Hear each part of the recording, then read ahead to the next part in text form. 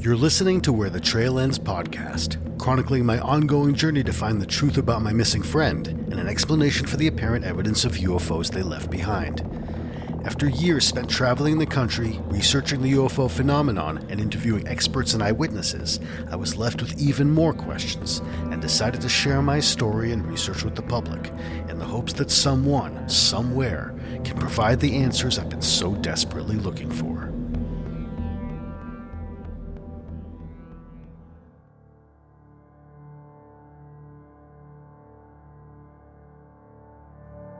A few people thought that my friend Owen had had some sort of a psychotic episode or a mental breakdown and ended up dying somewhere in the Green Mountains region of southern Vermont. He'd been a wilderness guide, so when his car was discovered abandoned 2 weeks after he went missing, it made sense to think that maybe he'd somehow snapped and ended up there. But most people just accepted the explanation of police, that Owen was the unfortunate victim of a drug-related crime in Springfield, Massachusetts, where he lived. And I was one of them. At the time, it just seemed like the most plausible explanation for his disappearance, knowing Owen like I thought I had. And although we'd only gotten the chance to hang out a couple times over the 7-8 years that we'd known each other, we'd exchanged hundreds of emails about hiking and camping, and he'd been such a positive and encouraging influence in my life and kind of a mentor to me. But we'd fallen out of touch in the 8-9 months prior to his disappearance. And I felt incredibly guilty after finding out, for not having reached out sooner. I also just wasn't prepared to believe that someone as calm and rational as Owen could just break down and disappear like that.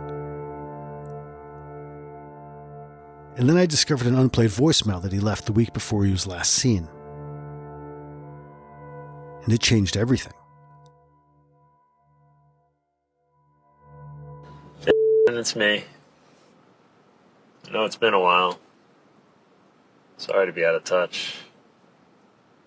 Thinking about that trip to Black Angel. Conversation about buried treasure. Pretty funny, right? Anyway, I don't know.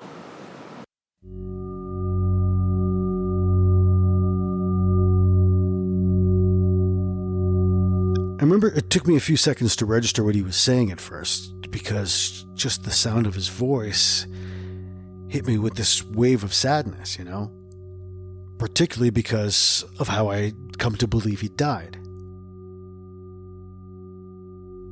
But immediately I could tell something was a bit off. He just sounded very withdrawn and subdued and just scattered. He was still Owen. He didn't really sound like he was crazy or on drugs or anything, but like he'd had a lot on his mind. And at first I couldn't really tell why he'd called. Was he just checking in after we'd been out of touch, or did he want to see if my leg had finally healed, or what? And it sounded like there was something else, but he couldn't or didn't want to say more for whatever reason.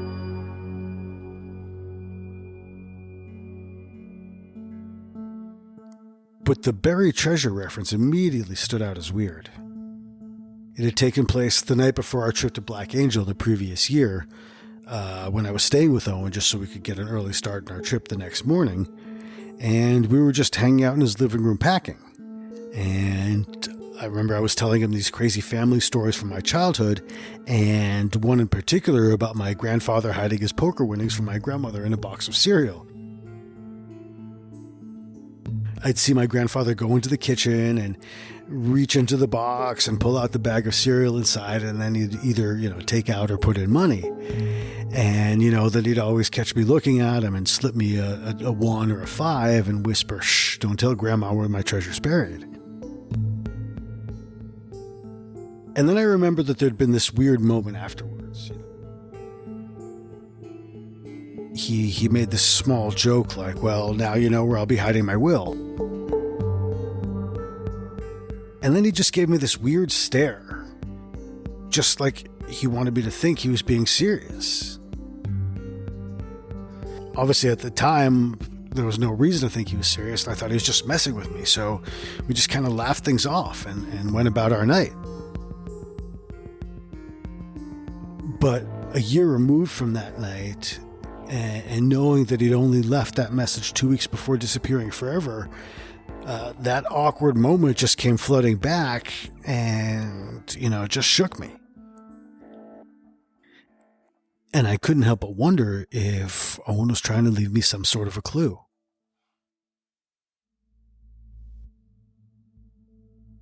At this point, I'd all but forgotten about the UFO encounters Owen had told me about after our Black Angel hike. It had been over a year, and a lot had happened, and I dismissed them at the time, and they were just the furthest thing from my mind. So, as I sat there on my living room floor, listening to Owen's voicemail over and over again, I was just wondering what, if anything, it meant.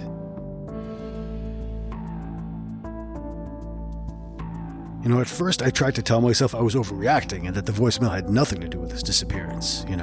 Maybe he just called to reconnect and happened to be tired when he left the message. Or maybe he was sick. Or maybe it was just this random call and he really had no clue at the time what was about to happen to him. But why bring up the buried treasure conversation? Was it something that just popped into his head? Or did he want me to remember that conversation for a reason? It seemed like there was just more he wanted to say, but couldn't or wouldn't. And the way the voicemail ended, it just sounded like so final and resolved. Like he knew that this would be his final goodbye to me.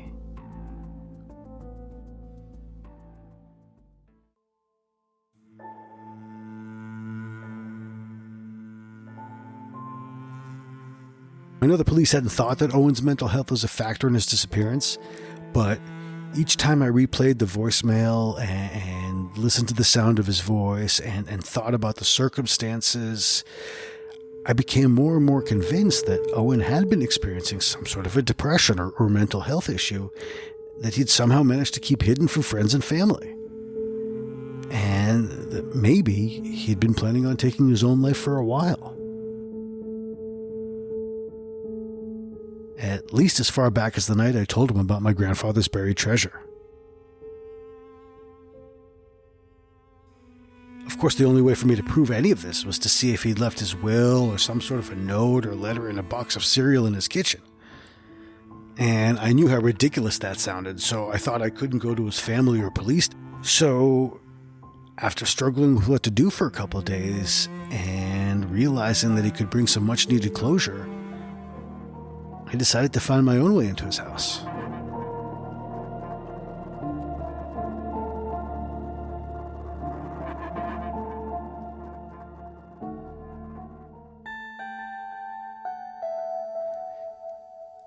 I remember driving on the highway with my windows down, not even caring that it was an unseasonably cold and windy fall night, just really looking for the distraction that the cold and wind provided.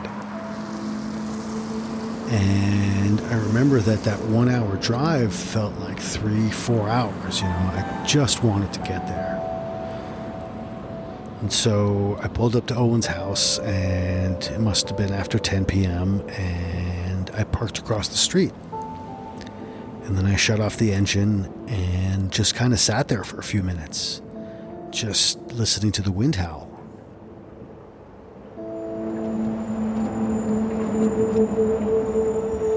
And I was looking down at my lap and preparing myself, just not ready to look up at his house. And when I finally did, it was like a gut punch. There was police tape on the door, which I was not expecting to see, so I was just caught completely off guard.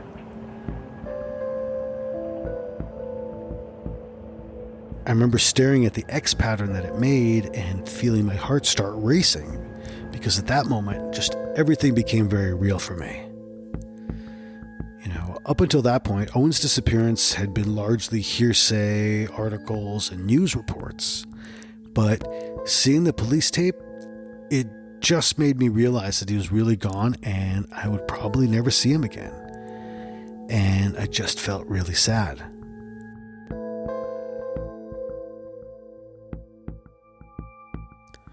When I finally did get out of the car, I remember standing and looking at the house, just thinking how dark it was on that side of the street without any lights coming from Owen's. And then I turned and I looked at the light coming from behind me at Owen's neighbor's house.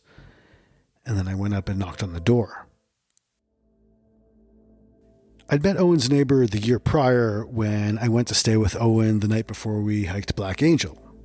Owen was coming home late and texted me his neighbor's number so I could go grab his spare key. And his neighbor turned out to be a good guy, and we ended up hanging out for a bit, waiting for Owen to come home. And then months later, when Owen hadn't responded to my emails, calls, or texts for several weeks, I ended up calling his neighbor to see if he was okay, which is how I found out that Owen had gone missing.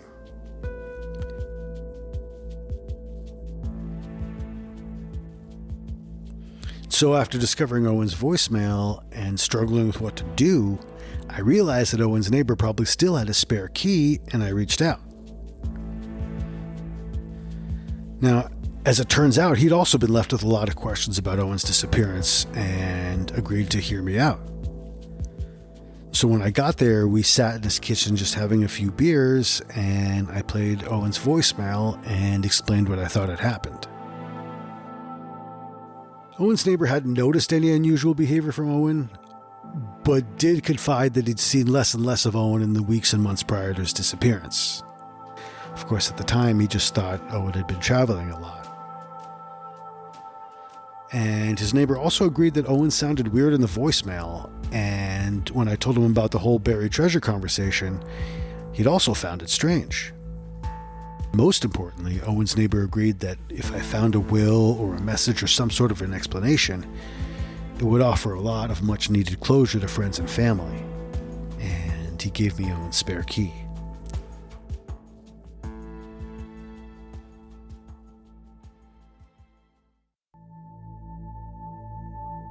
You know, I could still go back to that moment as if it were yesterday. You know, the wind had died down, and there I am just standing in front of Owen's house, listening to the distant traffic and looking up at the police tape on the door.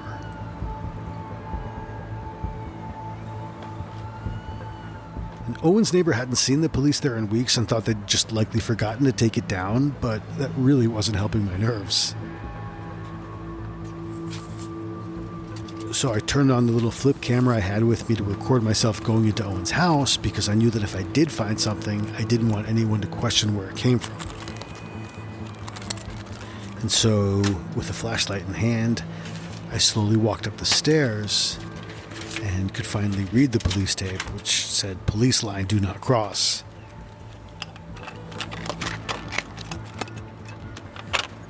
And I carefully took it down and went in. And I remember being so nervous with every sound I made, just the slightest noise. Inside, it took me a moment to get my bearings. I just remember this eerie stillness as I looked around. You know, for whatever reason, I'd expected it to be ransacked, but everything just seemed to be where Owen had left it, you know, as if he'd still been living there. Which just added to the creepiness as I made my way back to the kitchen. And I remember just freaking out at the sound of the kitchen door. You know, in the kitchen, I looked around and I was trying to remember which cupboard Owen kept the cereal in. You know, and I could feel my heart racing with every creak of the floorboards, and I feel myself getting more and more on edge.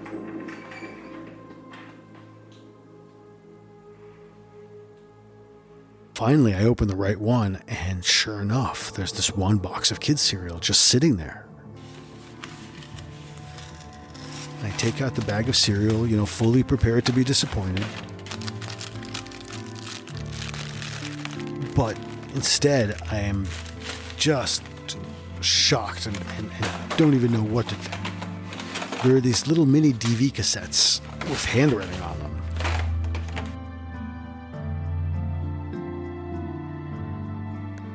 and I'm just puzzled. So I take out the cassettes and I put them on the counter and just stare at them for a few moments, just still unsure of what they are and what they're doing here and what they mean in the grand scheme of things. And I read the labels, and it looks like there are the names of state and national parks written on them, as well as dates that range from about a month before his disappearance to about 2 years prior. And I'm just confused. And that's really the first time I started to think to myself, why me, Owen? Why did you leave me these to find? And what could they possibly have to do with your disappearance?